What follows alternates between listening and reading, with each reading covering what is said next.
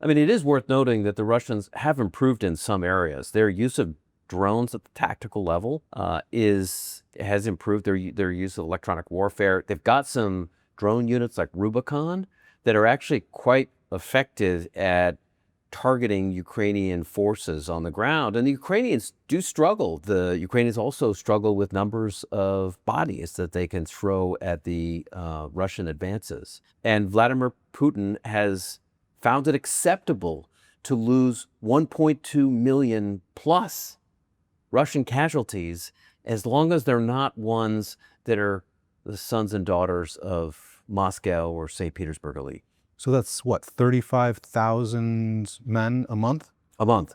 That's a staggering number. 325,000 Russian dead. U.S. lost 70 plus thousand in Vietnam, 2 to 3,000 in Afghanistan. I mean, nothing comes close to what the Russians are losing. You know, it was difficult for me to make sense of how this worked until I started looking at some of the corruption that was taking place. The corruption within the Russian military has impacted battlefield performance in several ways.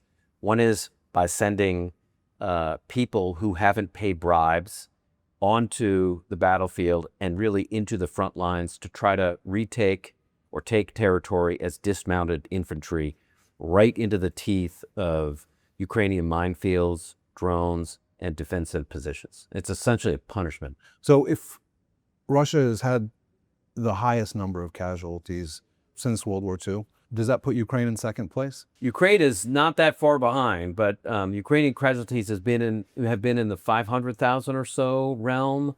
By our estimates, there for every 2 to 2.5 Russian casualty, there's been 1 Ukrainian. But you know, the Russians have a much larger population.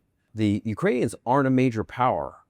They don't have the economy. They don't have the military spending. Russians have traditionally been viewed anyway as a great power.